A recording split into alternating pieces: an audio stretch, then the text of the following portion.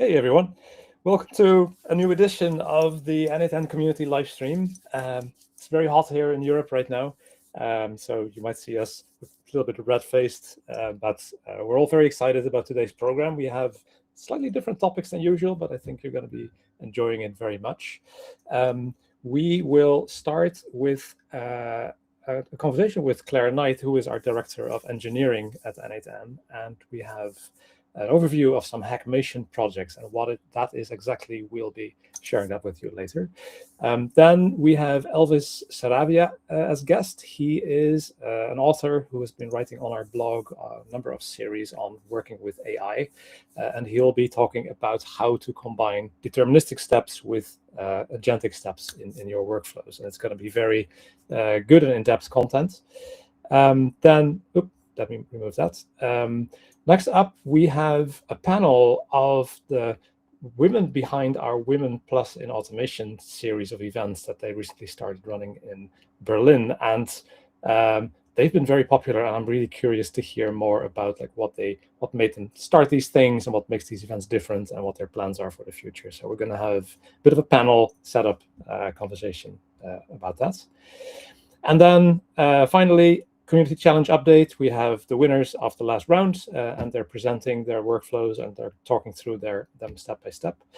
Quick update on the n8n Fest, which is coming up in a little over a month and a half, and then that should be enough for everything else.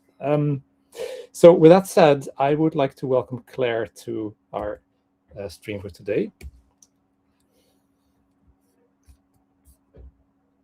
Guys, can you add Claire, please?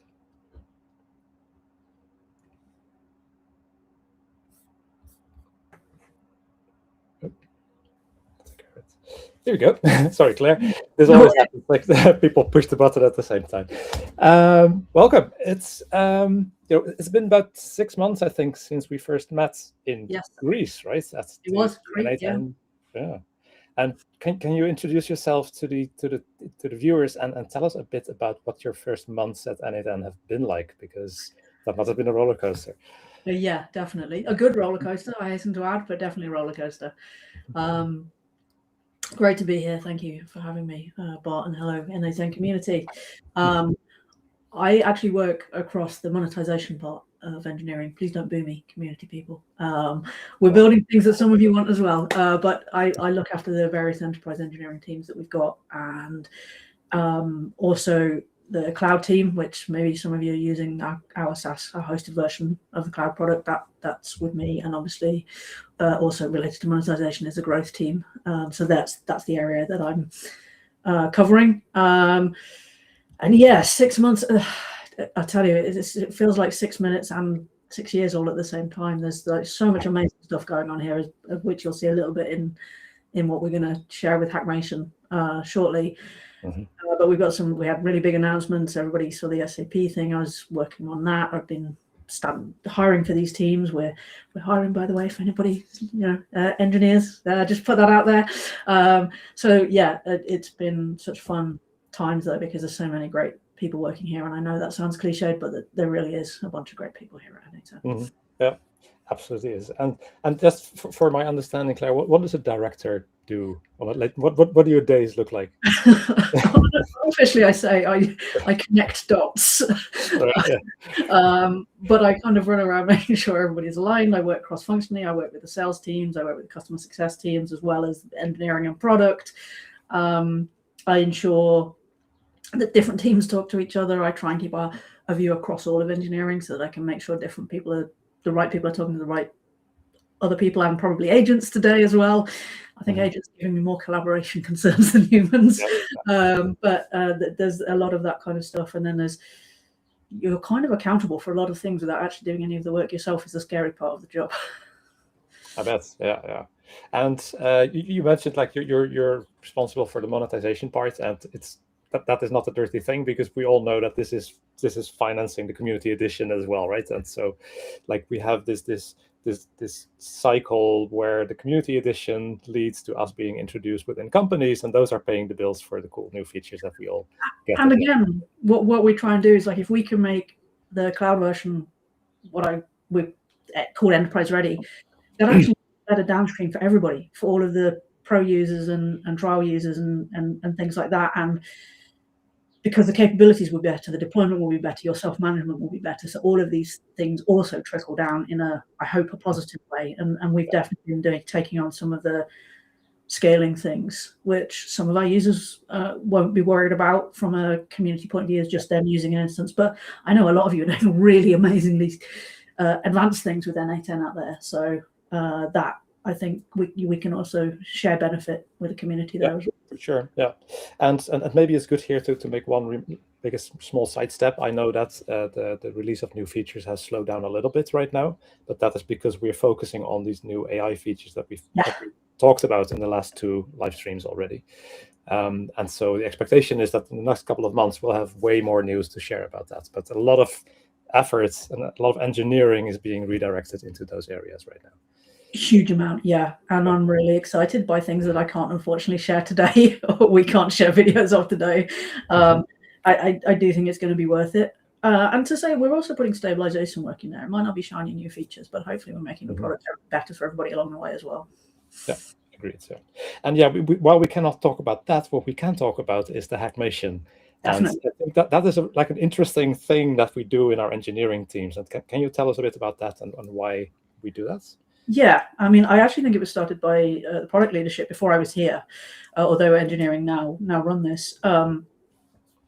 It's like ideas come from anywhere. And again, I know that's a company value said from lots of companies and they don't live it, but we really do live that kind of thing here at n8n. And it's a space for pure innovation. It's a space where a day, a month away from day-to-day commitments. And it's a space to be innovative and use our product and or do a proof of concept to change, enhance, build something different from our product. Because I was just continuing Svet's great work that he did. That was me. Sorry. Yeah, that's one of them.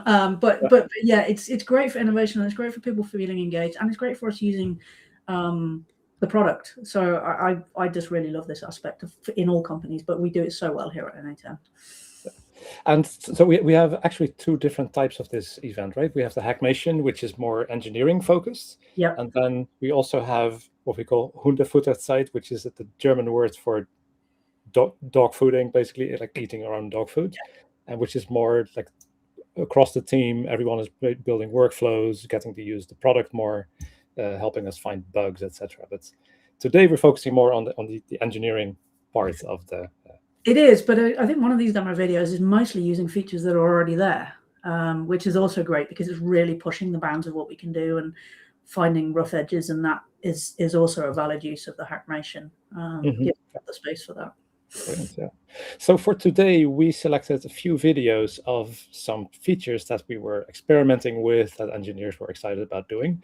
I do want to add a big fat disclaimer here that anything you see here, it may never make it into the product, but I think it's interesting insight into how we are thinking about what we would like things to be.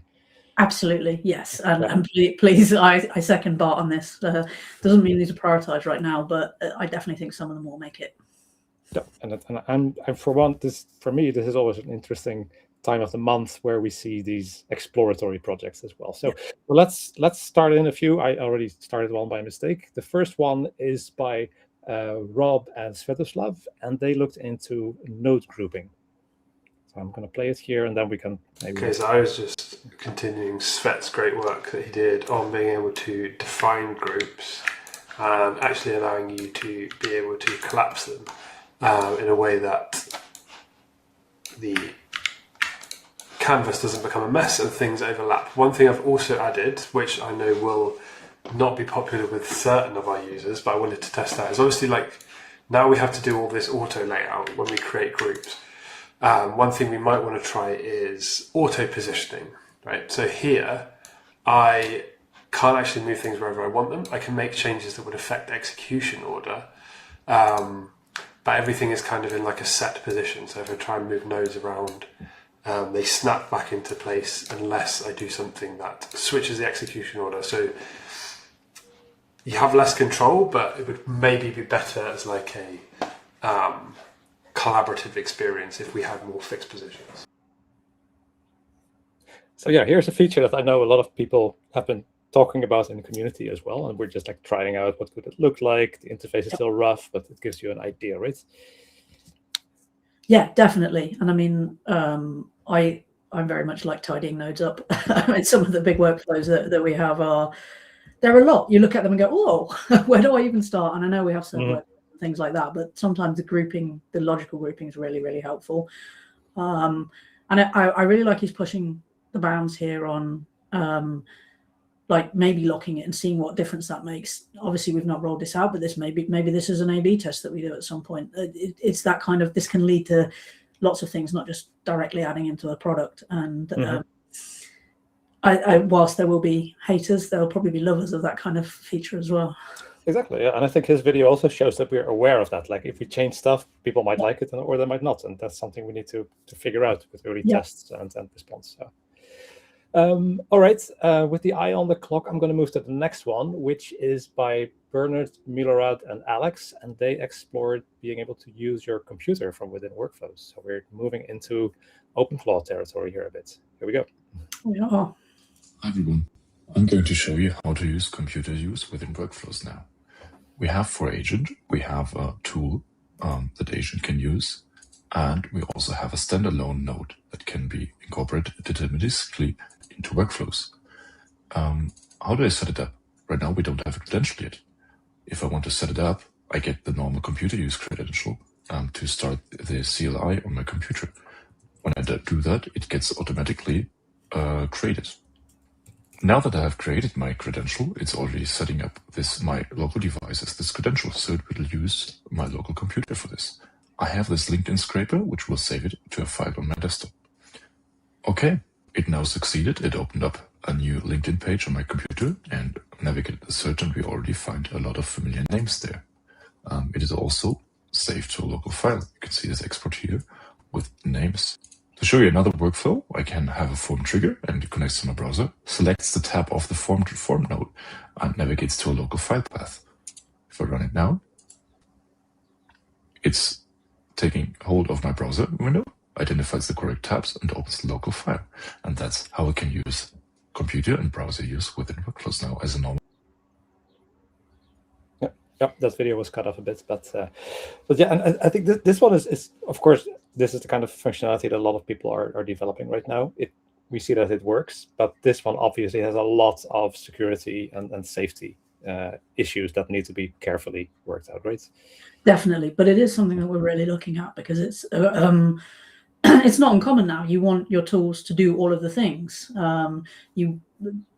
LinkedIn being a big one, so it's kind of fun they use that as an example, but there's plenty of sites that actually block the agents. I've done a few things with the Frontier model apps, and they'll be like, no, I can't look at this, it's being blocked now. I'm like, well, I get why you want to block all your content, but not helpful when I'm trying to automate things. And n8n is really big on helping you automate, so if we can take another stumbling block away, getting this working with various keys and setting things up and everything else is definitely not straight out of the box at the minute, but we're actively working in this area, and I'm excited where this could go. Yeah, definitely. All right, on to the next one. This one is by Dimitri, and he worked on, and this sounds very basic, but something a lot of people ask for, adding OAuth authentication to our forms trigger. So let's see it. Hi everyone, Dimitri here with OAuth login for forms. Here I have a small form with one form trigger and one ending form node. And when I execute it, you can see that it's just one single form field. But what I want to actually show is the authentication via OAuth 2. And I have Google Auth credentials configured here. And when I will execute the form now, you can see that I'm already logged in. That's because I was previously testing the form. But actually it shows the login screen, and then you can pick your account and log in here. So what do I think about it? It's nice. And what we can also see on the ending page, it displays my name. And that's because the user data is stored in the form node, is in the user object. And that's a property we have defined here for the data. That's it from my side. Thank you, everyone. Yeah, so here is a feature that this looks well, I'm not an engineer, but this looks easy to add, but I'm sure there's a lot going on here under the hood, right? Yeah, OAuth can be finicky, but it is a very requested feature, particularly again in the enterprise space. So I know there's customers actively looking for this. But even internally, because we use n8n so heavily here, there's a few things that we don't necessarily want to put on n8n at the minute because the forms can't be protected in this way. And all of you that probably don't care about SOC 2 compliance, things like that, this will tick a lot of boxes, and it just makes n8n even more powerful. And I really love what it looks like. A really small, simple one-day thing is a really valuable addition that we're probably going to roll this one out. Yeah, and I think you already mentioned that like we use a lot of these forms internally as well, and this is actually blocking us from making better use of it. So this is another one where dog fooding our own products really teaches us what we need to implement for our users as well. Definitely. Yeah. All right. Next one is slightly different. This is by the docs team, and they worked on adding an in-app debug assistant, and this was built by Kartik, Rowena, and Imad. Let's see it. Hi everyone, Dimitri here with OAuth logging for forms. Actually, here I have a small form. Sorry, Hey everyone, so this is the doc team's HackMation prototype. I worked on this with Imad and Rowena. So the problem that we're trying to solve is that of debugging within the canvas without having to leave the canvas. So on the docs team, what we are focused on is to keep people in their work and be able to bring debug information in. So our prototype here is a debugger essentially that is based off of our Kappa API. It shows up as this error module that you see, modal that you see here. It has a button called debug with API. When you click it, what's happening is that a request is going out to the Kappa API, which indexes our docs, our community forums, as well as our API docs. And we also pass some context with it, such as the what's happening in the workflow, the node that was current, that was erroring out the error message itself. And this sort of context can be expanded in future. So what's happening right now is Kappa is going off and fetching that information for us. And what you get back is debugging information. So it's got the root cause, a few root causes suggested, suggested fixes for how to eliminate the problem, and suggestions for how to prevent them. The one additional thing that we're doing is we're also citing sources, so there's more confidence in the response that came back. So that's it. That's our HackMation project. Yeah, and this one is interesting because we have all these data sources inside the company already, and this one more or less connects different ones together into a new useful tool, right? It's not even internal. I mean, because it's connecting to our docs, I mean, this is something that could become a product feature to help people debug as well. So yes, and I think pulling things together is going to be the way going forward. You'll have some kind of orchestration, some kind of, well, n8n ideally that can go off and do all of these things, but it has to suck in from various places. And we have, for example, this is for me, a great companion to the MCP. Like the MCP could use this action to try and debug things when it goes wrong, rather than any other way. That, I mean, we're still actively working on it. There's a lot more niceties we could add there, but it's that kind of thing that I think we're thinking about the plug and play of things and coordination via n8n.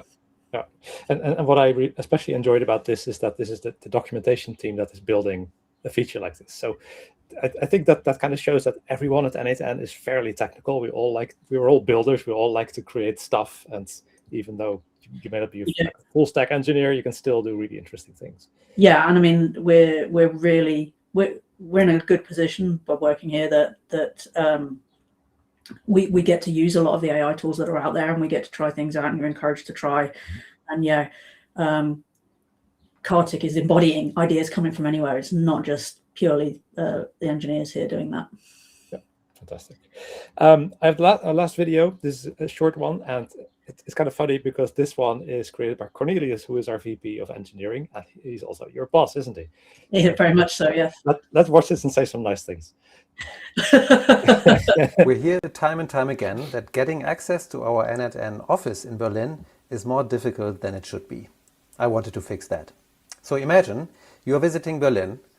What you can now do is you just go to our office. You will find this QR code sticker at the front door. You scan that, and then with your n8n.io email address, you can sign in to this little app and then just move a slider to open the door. Simple as that. It's as simple as that. It was. I used it yesterday as well. Oh, it's already in production. That's awesome. Yeah, this one has shipped, and yeah, it was kind of fun because I've heard about some of the pain points that he's had along the way that obviously aren't part of the promo video, but it was really, really useful because for anybody that doesn't know, we all had to like try and get codes off people to get in to the office, and this just basically ties it to our generic credentials. We tie everything to our logins here, so it's just so simple and less stress on the people team and everything else. Yeah, I remember too, we used to have a lock that only allowed for like 20 different users or something, so we're like completely bypassing all those limitations now too, right? Yeah, you just, it was amazing. I got up there and I went, oh, it's there, and I scanned it, and yeah, it worked. It just works. Well, good job, Cornelius. Well done. Yeah, nice one. All right, Claire, we do have to move on to the next speaker, but it was a pleasure having you here, and I hope I can invite you again. Definitely. And perhaps we can dive a bit deeper into the enterprise features at that point and talk about those. That would be great. Thanks for having me. Thanks so much. Bye. Right. That means we are now ready to move to the next section, which is, let me just quickly go through here, the AI Playbook with Elvis. Are you ready, Elvis? Hey, Bart. Good morning, man. How are you doing? Morning, doing well. Thank you. Always excited to be part of these community events. Very happy to be here. Yes, it's you and I, we worked together like half a year ago or so. You helped us with a report or some community suggestions. So it is really cool to have you inside this community activity right now as well. So what are you going to be talking about today, Elvis? What are you going to be teaching us? Yeah, so excited for today. I wanted to do just sharing a little bit on something that we've been working on behind the scenes. We've been thinking a lot about content that educates people on how to use these AI agents and these systems in n8n, right? How to make something more reliable and how to get into like a production grade workflow, right? So what that would entail, how you use all the n8n features and so on, right? So that's what I'll be sharing today. Right, and let me go to the slides. Okay, so yeah, I'll share a few words here, and then we have one more slide. And then I'll kind of share my screen and we'll go through one workflow, and hopefully by the end of the workflow, you'll have an idea on the magic of n8n. It's really powerful. You can do a lot of things. It's not just about AI agents. It's also about reliable AI. Everyone needs to be really thinking deeply about reliable AI, and I find that n8n has really good functionalities for this.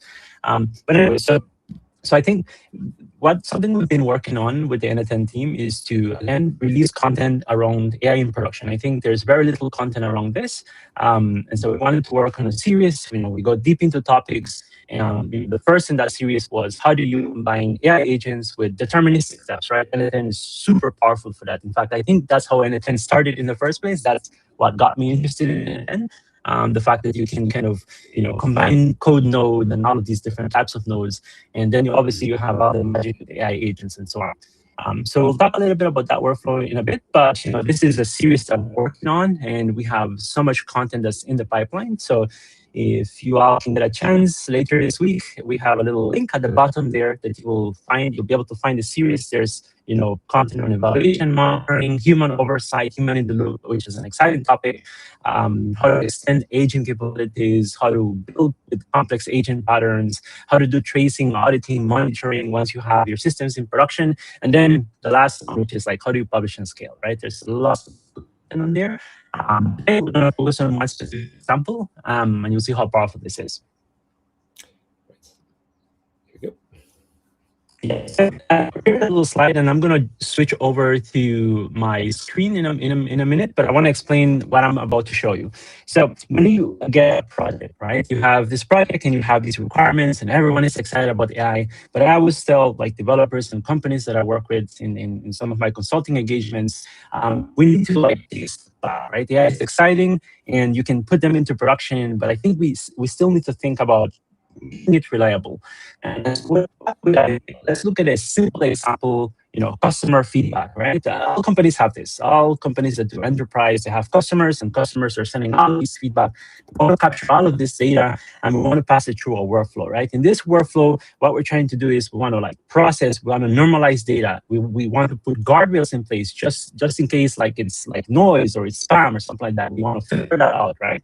And this will allow us to really create a pipeline that's safe, right? It's efficient. It's doing the work that it should.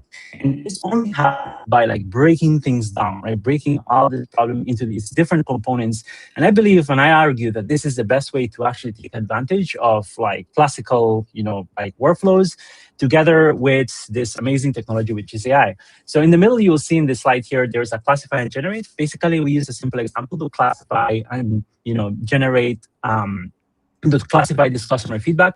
Then we have another thing, which is it's doing some validation on the output of that classification. And then from there, we route and we escalate to the specific team, right? That we might have customer success team that's divided into different groups who might send information that's really important, that needs action, and we will send it into a section or something like that. So all of this is possible to do with this technology. So I want to share an example of this. So let me see if I can switch over to my screen here. Yeah, we're already getting messages from your fans, Elvis, so they're really happy to see you. Yeah, it's awesome. Great to see you all. Let me see if I can share my screen. All right. Are you able to see my screen? I'll bring it on now. Here we go. Awesome. So, I've said a lot, right? And I want to do a little quick recap. n8n to me is the way I started to use it, I use it for automation, right? Before all of this AI stuff. And so I was using all of these code nodes and so on. So I have a really good sense of how powerful it is to create workflows that are reliable and always give you the same thing. This is what coding is about. But AI agents are non-deterministic, right? In the sense that they would produce, with the same prompt, they would produce something different, right? Every time they will be producing something different. So I think our jobs as, folks that automate and create workflows is to make the system as reliable as possible. And that's how it's going to be, valuable and produce value for your companies or whatever type of task you're trying to automate. So in this example, what I've done is I've actually prepared this workflow. And again, this will be as part of the series. We have a bunch of exercises that you can go and try. And I have data, they have different scenarios that you can try and so on. So this is the customer feedback workflow. This one is connected to our webhook. And basically there's customers, feedback coming in. And what we want to do is first we want to see, we want to put this guardrail, which I'm a big fan of this input guardrail. It's so easy to put this in. If you use other frameworks, agent frameworks, this gets a little bit complicated, but n8n makes it actually really simple to just integrate there. And then, check for violations, check for content, maybe prompt injections, things like that would happen in an AI agent system. So easy to do this here. So we have these guardrails that we have set here to see if anyone is trying to attack our system. And after that, we do the classification, right? That could be anything there. And then we have this extra step now, another guardrail, which is, this is input, but then this is output, right? It could also be that our agent is producing content that it shouldn't, right? Producing, maybe leaking confidential information in your companies. This is where it gets really difficult to do this. And I think n8n does a really good job to expose these functionalities to build things that are really reliable and safe, right? We really need to be thinking about this because every day you hear in the news, someone is leaking confidential information, so on, it's because they didn't do this type of work. And from here, you can do whatever you want with this, right? Once you have that information, you escalate it to the right internal teams, to the different customer service. You can create Jira ticket. You can do whatever you want with that information that makes sense for your workflow. You can escalate it to a Slack. You can escalate it to different bots that you might have and so on. So that's kind of what the workflow is doing. And I wanted to show a few scenarios just to show you how great this is. And I also want to actually provide you a little tip here, which I find n8n also does a really good job of this. So when you're building workflows like this, what you want to do is you want to quickly test different scenarios, right? You really want to see how robust and how reliable your workflow is. And one way that I do that is I just go to this n8n button right here, which is one of my favorite features. And I'll just tell it look at my workflow and just generate different scenarios for me. This is a way to create data really quickly, which is something that you can use to do quick evals on your n8n workflows. So this is something that I did here. I just gave it some constraints. I thought just generate 3 scenarios for me. It generated one for pray. So this is a customer saying, oh, they love our product, it's amazing, and so on. So we're going to pass it through the workflow and see if our workflow actually does the thing that we want it to do. And then we have like a complaint. You might get complaints. You might also get folks trying to do prompt injection and jailbreaking and so on. This is something as users developing AI systems, we need to be doing this. And so you can use AI to do all of this stuff for you. So it's really, really fun to use n8n AI like that. And I find it really, really useful. So I'm going to try something really quickly here. I'm going to go here and then just do this mock data. I'm going to put the first example here. So you see that there's an email here, and then there's some feedback here from the customer. This is all very positive. It's praising the product. And we might actually want to capture that to do some sentiment analysis. What we're doing great. This is really good product feedback for like product teams. So we want to maybe put that in the right channel. So I'm just going to save this, and then I'm just going to execute the workflow here just to show you all the different steps. So you see this one goes through some normalization, right? No AI yet. It's just normalizing information. And then once we have it normalized, we can pass it. These are the deterministic steps doing all like the heavy lifting, all the important work that needs to happen. And then we have this little like node here that does the guardrail stuff. It's just going to take that input, right? And it's going to check if it's, violating something like some rules or guardrails that we put in place. So if it's like jailbreaking, a little bit in your browser to make it easier. Sure. Let me see if I can. Okay. Can you see that? Yeah. Okay. Yeah. So this one is like jailbreak, personal data, really important as well. Secret keys, and there's so many other different types of guardrails that you can use. And I find these to be ones that I heavily use very often when I'm working on these workflows. But here I just put like a jailbreak and some PI, right? So if there's anything that's coming in and trying to do this, it will be captured, and it will, there will be a fail, and there will be, we will do whatever we want. We can log that, trace out, whatever we want to do with it, we can do that. Here, we're not doing much with it, but once it passes that test, it goes into our classifier. The classifier does the classification. Whatever you're doing there, summarization, whatever you want to enhance there, you can do it. And then you have some validation outputs. And then you have this nice little output guardrail. Again, it's output from the AI system.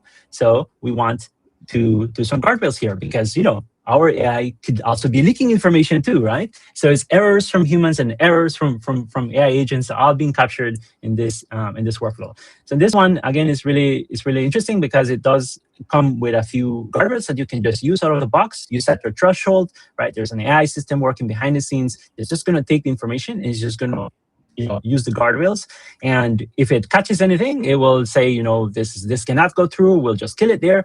If it passes, then it goes into the next step. The next step again is just escalating right from there. So there's something really interesting going on here. There's a combination of things, right? There's like all of these deterministic steps, which makes our system extremely reliable because we are more intentional about every step that we have in this workflow, and we are tapping into the magic of AI, which is like doing this amazing reasoning on the information, augmenting information that we want, and so on. So we get the best of both worlds, right? And again, if you're trying to do this in some kind of AI agent framework, this is very difficult to do. You have to be like an expert to do this. But in n8n, I'm really surprised how far you can kind of push this, and you can get things more production ready. I really like this, Elvis, because you're using the right tool for the right job every time. Yeah. And I'm reminded of something that our VP of product, David Roberts, said. You have to think about AI systems in terms of 3 pieces of the puzzle. One is AI, one is code or no code, and the last one is humans. So that's the human in the loop factor. And you need all 3 of them to have successful and reliable and performance systems, right? Yeah, and that's a good point, right? Thanks for calling that out. And we humans make mistakes, AI agents make mistakes as well. And all of this system is trying to do is trying to use the best of all of these great technologies and expertise, and trying to make it as reliable as possible. We owe it to our customers to actually do this, work. I wanted to try one more here. The jailbreak one is a fun one, and I think this is I'm just amazed at how easy this is to test. As an AI engineer, I'm like, this is something that sometimes I lose sleep over this because my AI system might have some kind of loophole. I didn't think about it, but it's so easy to go and check this here. Like use the n8n AI, come up with different robust use cases, and just test it really quickly here. I'm just going to show you this example to see what actually happens and to make sure that those guardrails are actually working. in a couple of minutes, you can see here, this one was captured right away by the input guardrail. This is a jailbreak. Something happened here. It met the threshold of 0.8, which is, again, done by another AI, and it's captured, and it doesn't go through the classification. So what does this actually do? This is great from a safety point of view and reliability point of view, but it's also great from a cost efficiency point of view, because you're not gonna waste tokens, right? Which can be quite expensive today if you're using the cloud models and so on. And so you avoid all of that. So there's so many different benefits that come from thinking like this, designing your system like this. So this is all about AI system design, and I think this is something they're trying to push with the series. So there's going to be a lot more content about this if you really want to dive deeper with all the examples, data, everything that we're sharing there. So that's the example. Bring your slides back on the screen. I saw in the comments the link didn't work for a moment, but it should be back online now. So if people want to read your entire series, they can go to go.n8n.io/productionai. And they can also download some of these workflows there. Is that right? Yes. Yeah. Everything is there. Everything that you see is there. Yeah. Right. And Elvis, are you still actively working on expanding this series or working on other topics with us? Yeah, so this is a live series. This is an ongoing project we're working on. We talk with customers, we talk with enterprise developers, and there's a lot of feedback about how to make the system more reliable. And so this is something that we're really thinking about. Coming up with really solid examples that really let technology shine, right? It shines because it has all of these different, system design best practices. So yeah, we're gonna keep building this on. So if you want the series, we'll share it, I think, on social media as well. But it's gonna be on that page, the link that we shared. Yeah. Right. Well, we have to move on, but thanks so much. It was a real pleasure having you here, and I hope you will join us again in the future soon as well. Thanks so much, Bart. It's a pleasure as well. Everyone, thank you so much for joining. Any questions, let us know.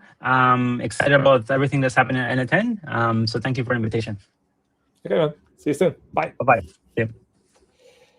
Right. That means we are ready to move to our next section, which is the Women Plus in Automation crew. So let's bring them on board. Belinda. Hey, Bud. How are you doing? Aya, Daniela. And I'm waiting for Cecile. Cecile here? Cecile is here. Actually, can we bring more than 4 people on screen? Oh, maybe I should just disable this slide then. Perfect. We don't need this slide anymore. Here we go. Let's see. Is this better? Yeah. So, welcome everyone. This is kind of a different setup for me. So suddenly I'm talking to 4 people instead of 1.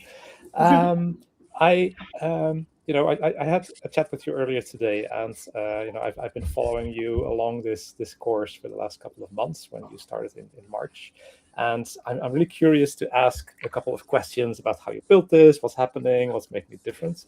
But before we do that, maybe we can do a very quick round of introductions and have all of you mention who you are and what you do at n8n and where you're located as well. So let's start with Melinda. Yes, sir. Hey, everyone. Great to be here. I'm Melinda. I work in the n8n community team. Lucky enough to work with Bart and the rest of the wonderful community team, mainly looking after the ambassador program and now also working on this project that we'll be talking about just now. Thanks, Melinda. Aya? Hi, everyone. I'm Aya, and I'm based in Berlin. I've been working at n8n for over 2 years now, and I'm in the automations team, but previously also worked in the support team. So that's me. Thank you. Daniela? Hey, Daniela here, working for n8n since like 4 months, but it feels like it's been a year already. We're moving so quick. I hear that every time. Yeah. So I cannot imagine for Aya in 2 years. But yeah, happy as well to be part of the automation team. Thank you. Cecile? Hi, everyone. I'm Cecile. I'm also based in Berlin, and I started at n8n 4 months ago as well. So yeah, happy to be here. Right. And you're on the automation team too, right? Yes, correct. So these are all people in the tech area in n8n then.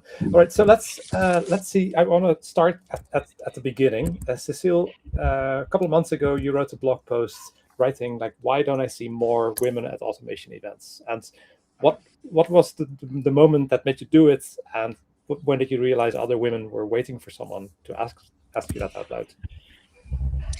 It's a good question. So I started 4 months ago at the same time than Daniela. So we started together and we're the very first woman in the automation team.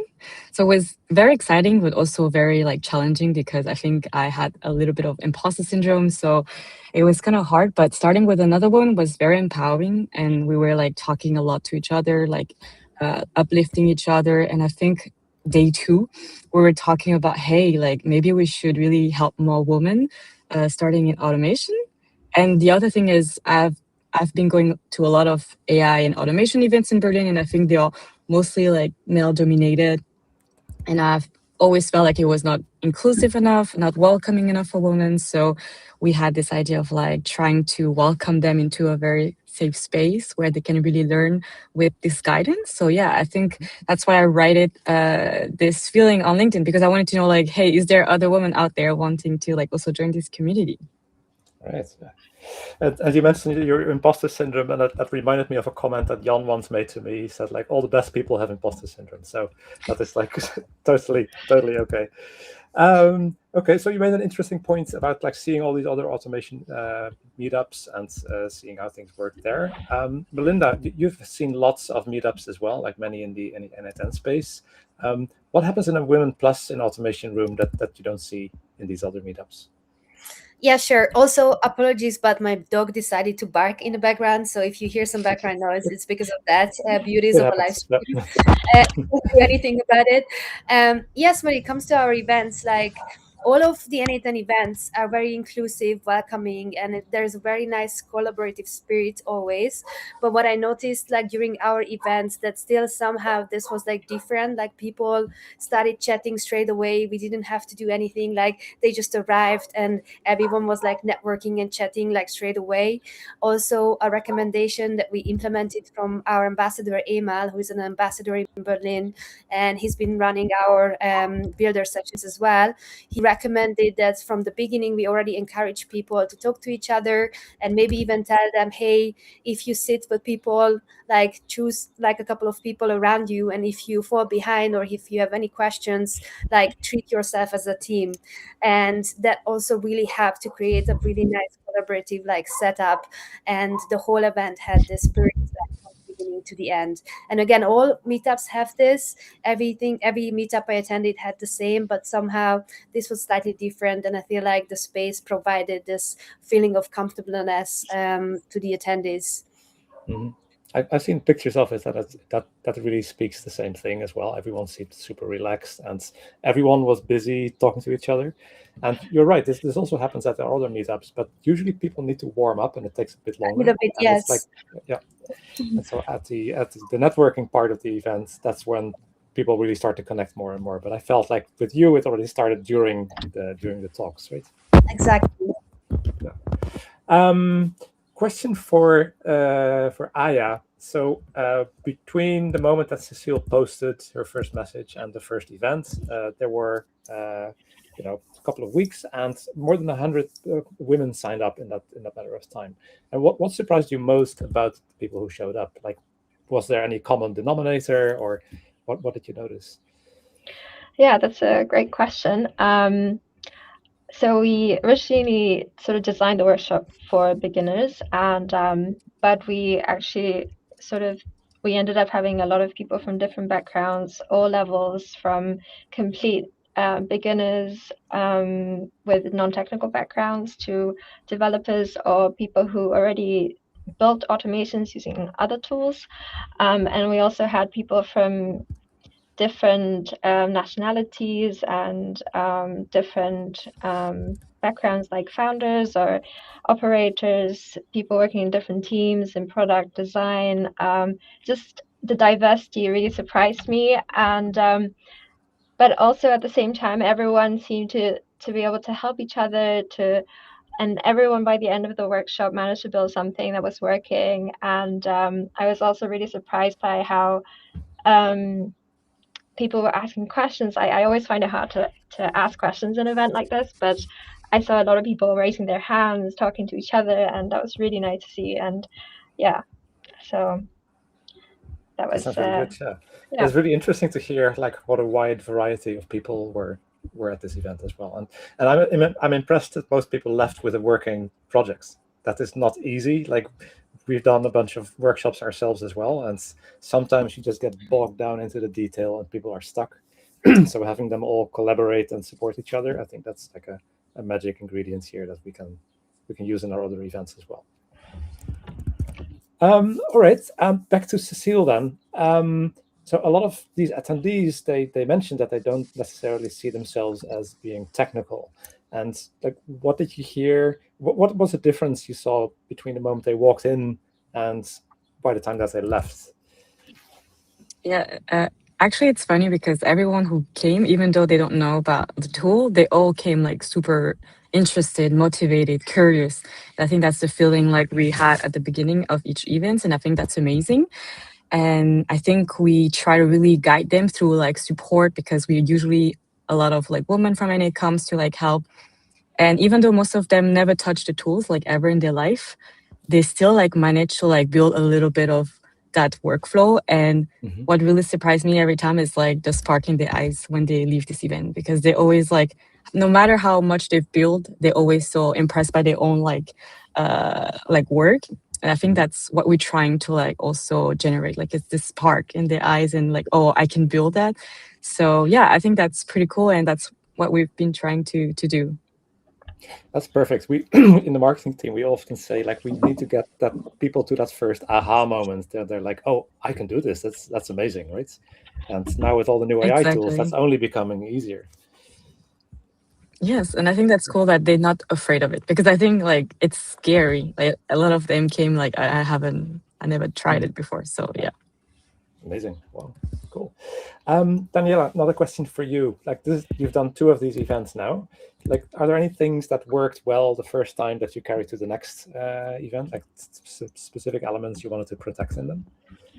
Yeah, first of all, I mean, I can say that our team is the best. Like, we are all so into it, and we have learned so much. It's not only people coming to the event just to learn the workflows, but us as well to learn how to build these events and just provide these workshops. Because we realize that out there we're just like conversations around AI. But there was not a space where people can come and build together, right? Because I feel that's the difference, and that's the part that we have been trying to keep on our workshops. That it's mainly hands-on. It's not only bringing people to do networking, which is amazing already, but trying to, like as Cecile mentioned, just trying to make them feel that they can build something. And then with the workflows that we have created, it's not only like you can create something, but you can build later on top of those workflows. So they can just come up with more ideas on how to improve them at home, and maybe just like really grasp on the possibilities with n8n. And it's like opening a whole new world for them as well. And I think these spaces are needed more and more, especially for women, as Cecile mentioned before. And were they all working on the same use case, or were people doing their own thing and sharing with each other what they achieved? Yeah, we were working on the same workflow, just for the sense, because we have different levels of knowledge when they're coming in. There's like people that are beginners and more advanced people. So when we group them in small groups, and then they can help each other. So this has been really helpful because our team is small. We're 4 people, but we're also having 3 more extra girls usually helping us around to answer questions. But it's way easier when people get to collaborate between each other. So this is more scalable, right? You can have 60 people around and then help each other. They get to communicate better, and afterwards they're like getting a better sense of community because they not only talk to each other, they help each other during the building side. So that's a bonding thing. Fantastic. Well. Well, I think that Melinda and I are both in a community team. This is exactly what we are trying to do, right? We are trying to build this culture of inclusiveness and people feeling connected to each other, but also to us. And I think this is a really great example of doing that. I'm moving on. Question for you, Aya. And I know we've been hearing more and more from women in other cities and countries. And so maybe we're expanding this program. Like, what are things that they're asking for, and what are you going to do with that? Yeah, sure. So since we're all based in Berlin, the four of us, we've hosted 2 events just in Berlin so far. But yeah, we've also been getting requests to host this in other cities as well. And we want to sort of scale this up and get more people involved and host similar workshops. Yeah, with the community. So we are looking for for collaborators and also community builders who can help us out.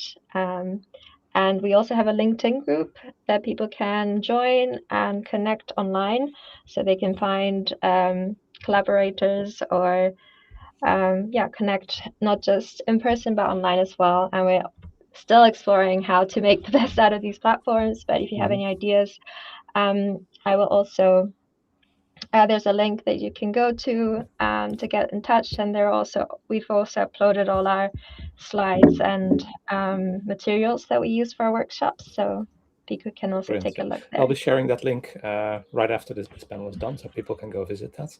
And so, if I understand correctly, like, we're getting a lot of requests, and we're preparing to like support people run these events by just sharing everything we have and we know about them. I think there's also groups that are not necessarily n8n focused, right? But people are just paying attention to what you're doing, which I think is a great compliment. So let's see how far this goes. And I have a question at the very end to all of you about this. But I do need to move on. Melinda, final question for you. Since you and I are both in the community team and we do a lot of events, like for next month we have 30 events or more coming up, I think. What did this activity and being with this group of people teach you that you can take with you and use in the other events? Yeah, so community can mean a lot of things, but one thing I really like is that it means a support system, like people that you can rely on, that you can reach out to. And what it showed to me that like n8n has an amazing community that does exactly that. When we first came up with this idea, we received like overwhelming support and encouragement from our team, and also from the ambassadors. You know, we are not like professional workshop hosts, so we reached out to a lot of people in the community to ask for advice, and like everyone have with a suggestion, like how to set up a workshop, what the topic should be, like what tools we should use. Also, like we had like so many team members attending our events, like checking people in, women coming, engineers from the team helping us, like running the workshops, providing support to the attendees. So it's just been an overwhelming support from the team as well as the community, and it really showed me that we are part of this network and that actually works, and it works beautifully. Brilliant. Well, I think you're spot on in terms of community, which is not surprising, of course. It's okay. I see on the time we're running over time a little bit, but I don't want to rush any of these topics today. I think everything is really cool. So I want to do one last thing, and I have one question that I would like each of you to answer like really quickly. And that question is, imagine we're doing this again in May 2027. What do you hope you'll be telling us then? Linda, I'll start with you again. Oh, it's hard to be the first one.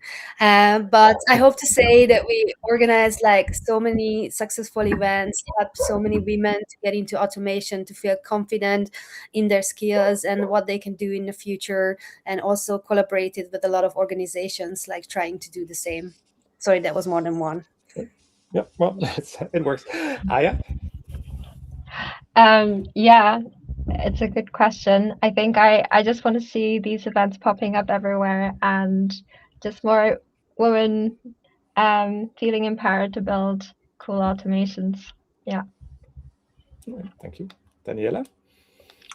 I'll be really ambitious on this one. I could love to see that there's no difference anymore, that we don't need this space because women and men can be equally in this space. I don't know if we can achieve that in a year, but if not, then I hope that we can have more of a hackathon or more like workshops with more advanced people because they have gotten better over the year. So that could be my wish, yeah. I love that, thank you. Cecile? I think for me it's like the long-term result, like to see women who started with us like a month ago and keep building and building more. So I would love to see like more of that.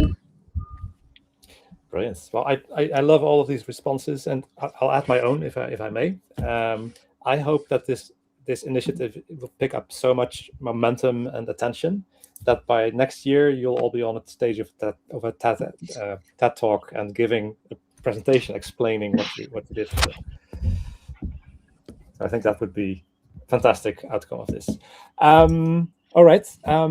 Let me, before we say goodbye, switch to the slide with the information for you guys. That means I may need to drop someone off the screen because I can only do 5 things at a time, right?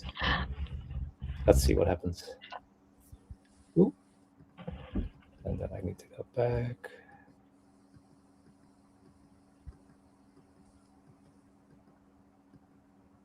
Almost. It's not fast, sorry. That's so you can find it there. I'm almost there. Now I'm determined to show it too. Here we go. Yeah. So yeah, head over to go.n8n.io/WIA, Women in Automation. And on that page, it's shown on the right. You'll find a link to upcoming events, to the webpage about this group, the LinkedIn group where you can apply for, and collaboration requests. So if you want to do an event in your city, or if you need some help, if you need resources, let us know. We also have, let me just say that right now, we have an ambassador program. So if you are interested in joining that, we can also support you in a more financial way as well. So please keep that in mind. And I will talk a bit more about that later today too. Wow. Well, that was amazing, guys. It is a pleasure having you here. It is a pleasure seeing you be so successful with these events. And I'm really looking forward to your next one. Thank you. So, thank you. Thank you so much. Thank you. See you. Bye. Bye. On to, I am not sure why this one is here. All right. So, and then last couple of topics. No, I've gone too far. We are going to be talking about the May Challenge with Stefano.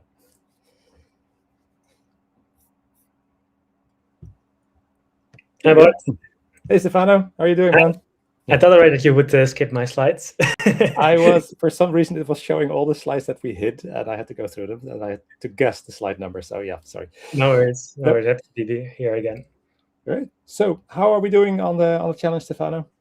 Yeah. So just to give a quick recap of the community challenge, is that we've done the last 3 months, every month, a challenge for our community as kind of a pilot to see how can we engage the community with, some kind of build of learning engagement experience that, kind of pushes them out of their comfort zone. So we create this case study, and then our community is gonna use that as as the main use case to build something, a workflow to make the challenge work, basically.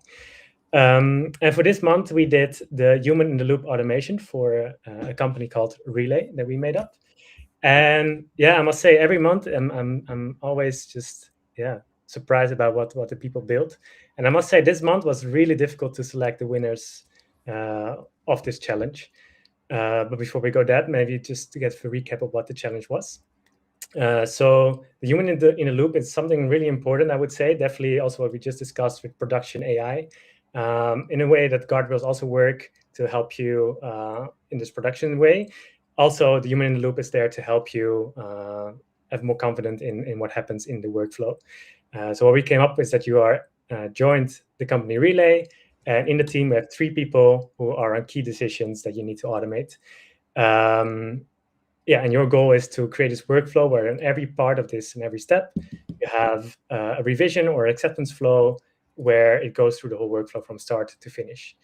And as said, there were a lot of really good quality workflows where everyone did the right way from Sophia to Marcus to Taylor and back. So it was really difficult to select a winner for this. So because of that, we thought, let's do it differently. Let's not just choose one winner, but let's choose 2 winners for this challenge. And here they are in the highlight. We have David and Tom. And instead of me talking about it, what they've done, I think they can do it themselves much better. So Bart, if you can show the videos, then Yeah. I'll show both videos. They're both about 5 minutes long. So they take their time, which is great, and they can show you all the details of their submission. So here we go. In this video, I'll go over an n8n automation for an agency that creates social media content featuring a human-in-the-loop function for quality control, with Slack as a meeting ground for the employees to run the flow, and Google Sheets as the database. It features a brief ID as the key to the database that gets bumped up every time a human does a revision. The workflow is built with 3 subflows all in the same canvas connected with webhooks, although this could very well be subflows, but we have them here for viewing and testing. My n8n instance is exposed to the web via Cloudflare tunnel so that the web forms can be accessed by links in Slack, and the wait nodes are actually the web form on form submitted mode, awaiting for the user input and continuing the flow all in one node. The Sophia line is strategy creation, the Marcus line is post content creation, and Taylor is the executive approval. The IT department would have set up Slack and invited the users, and we can see a bookmark here for Sophia to kick off the flow and enter a new strategy brief. But we're going to use some pre-configured nodes here for test briefs. This is the first test brief. Let's kick it off, and we'll notice the Sophia line has extra nodes for customer service to enter if it's a new client, enter it into the database, and notify Sophia when it's ready.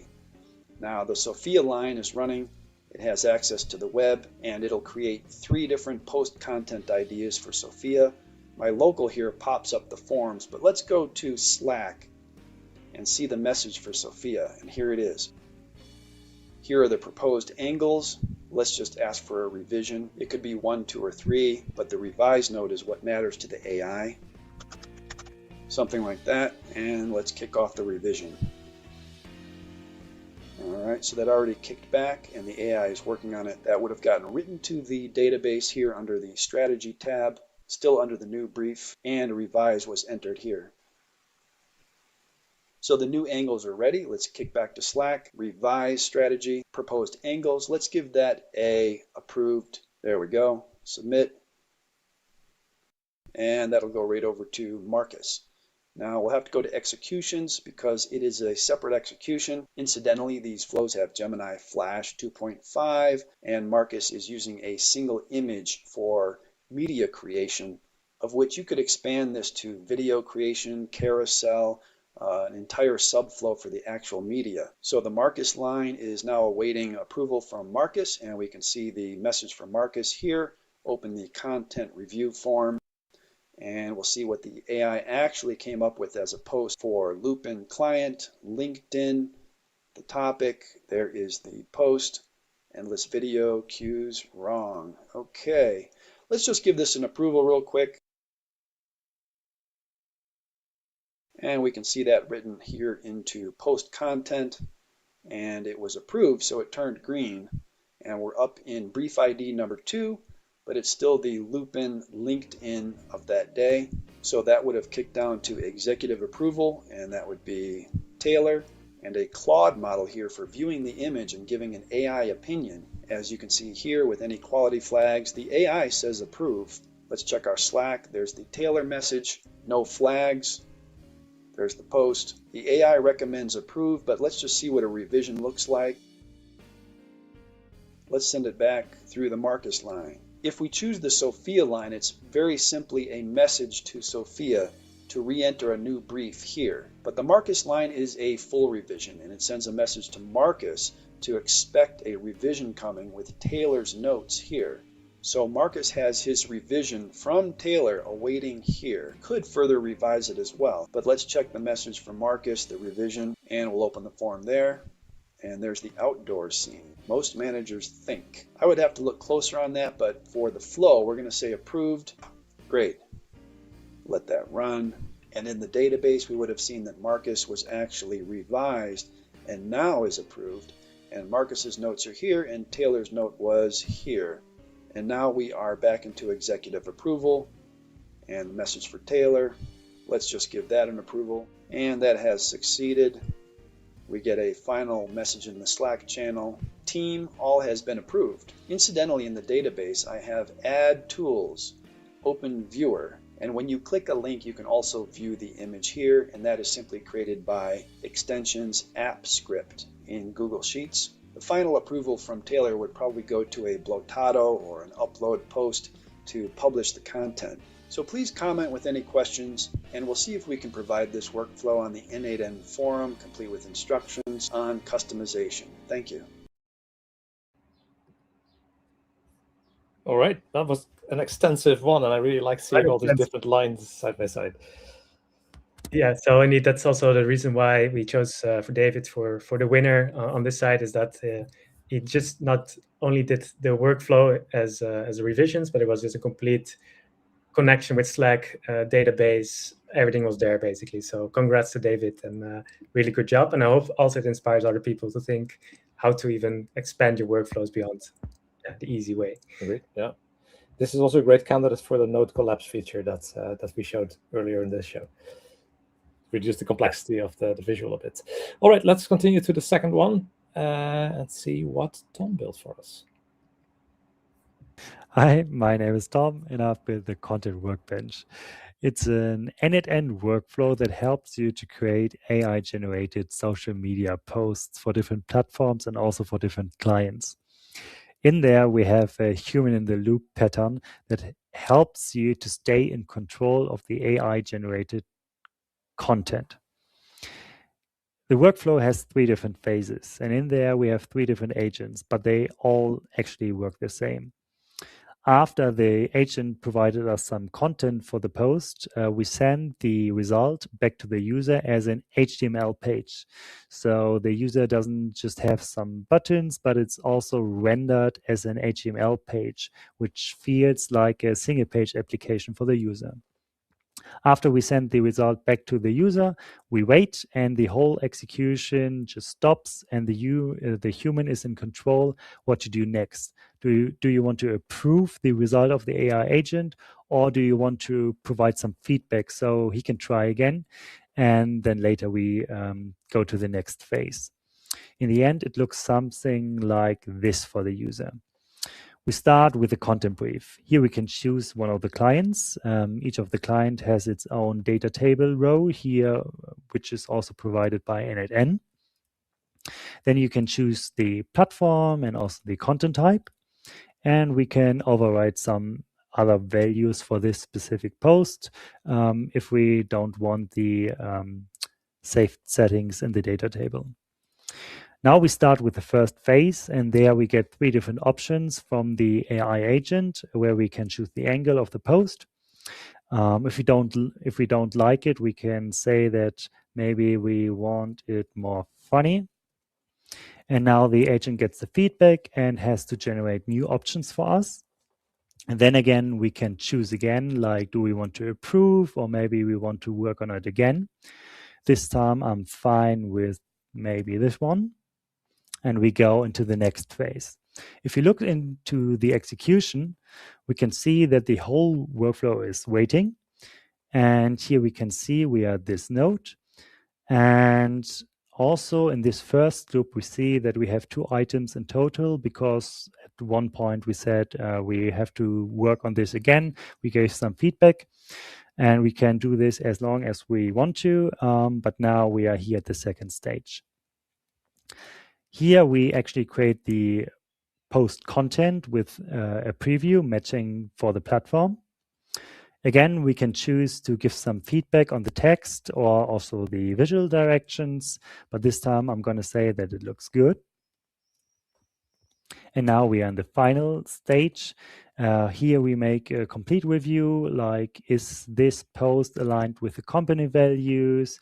Does it fit the client? And we get an AI suggestion on this. And the AI is recommending to approve, but also there are some quality flags which we can work on. And here we can also send it back to the 2 other different stages, to Markus or to Sophia. I built this with only n8n native nodes. So most importantly, we have the AI agent node, which generates the contents. And then we have those 2 nodes, which I showed in the beginning. So after each step, we send back the HTML page. until the user clicks a button in the page. We respond to this wait node via a webhook call.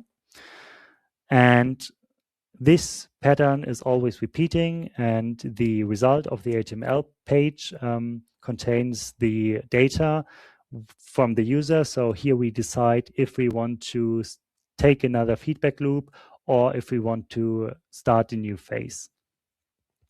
And also for the first part, we have those two data tables. So for each different client, we can create a new row, some new style guides. So we never have to change the workflow. If we get a new client, we use the same workflow with the same human-in-the-loop pattern, with the same agents, but for different clients.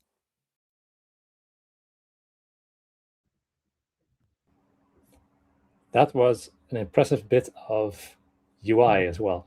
Yes, that's indeed the reason why Tom was one of the winners. I think he went beyond what was needed and created his own UI, but still natively in n8n, using also data tables. So yeah, it was really cool to see and a creative way to do the challenge. So also again, thanks Tom, and congrats for this workflow. Congrats to both. I can see why you had a hard time picking just one winner. And I appreciate that you let them both win. Yeah. Yeah. So yeah, thanks guys. All right. Stefano, what is up next for the community challenge? Yeah, so as I mentioned, the challenge was a pilot to see how could we engage the community with challenges. Because of everything that is coming up with the fest and also the conference and everything that we need to think about how we want to prioritize what we want to do. So for now, the next month we don't have a challenge. Also, we would take a look at the feedback that you've given us in the last 3 months, and take a look how we can also improve the challenge even in a better way that we have now. I think there's a lot of cool things that we've done to see the engagement by the community is really cool to see. But I think even we can do it even better. And also, if we have a better priority for it as well, we can create something really nice for the whole community. Agreed. Yeah. But also thanks for the feedback that we got for that as well. Fantastic. Well, thanks so much for running this for the last couple of months. And we're definitely going to revisit this in the future in slightly optimized stage, I suppose. But I really enjoyed the presentations today. So thanks for putting all that together, Stefano. For sure. Thanks. See you next time, Bart. Bye, man. Bye. Good. All right. Let's wrap this up. Before we go, we always have a few final announcements. And one of them is about our upcoming fest. So I'd like to have Adeline on the stage here. Here we go. Hey, Adeline, how are you doing? All right. It's usually, with my colleague Melinda, we usually monitor the live stream in the background. So it's a different experience to be on screen this time. It's nice to be in the front of the show for a change, right? Yeah. And Adeline is the one managing the fest project. So she's the best person to tell us a bit about it. What's going to happen this year? Sure. So we did the first n8n Fest last summer, and we really enjoyed it. We met so many community members, so we thought we would do it again, even better, we like to think. So join us in Berlin in July. We have rented a very cool beach club in Berlin. It's by the river. It's mostly outdoors. And mostly we wanted to have an evening and a night where we can meet community members. So the n8n team will be there. And we also wanted community members to come together and hang out with each other. So we're organizing food, drinks. I was looking at the menu earlier today. It's very nice. And there'll be games, there'll be live music, DJs. We have some very cool people that we're hoping to bring. We'll be announcing that in a few weeks. And we're hoping for ping pong tables, so anything that is pretty fun, relaxed, swag giveaways as well. So yeah, do join us in Berlin. We really look forward to seeing many people there. Yeah, and it might be good to point out that the fest, it's just a party. There is no sales, there's no slides, there's no presentations. It's just like come together, talk to us, talk to each other, and have a great evening, right? Absolutely. As you put it, it's 100% party, no marketing. It's really about connecting with each other and having fun. Yeah, that's our internal working title, 100% party. Brilliant. So if you want to join, folks, please head over to luma.com/n8n-fest 2026.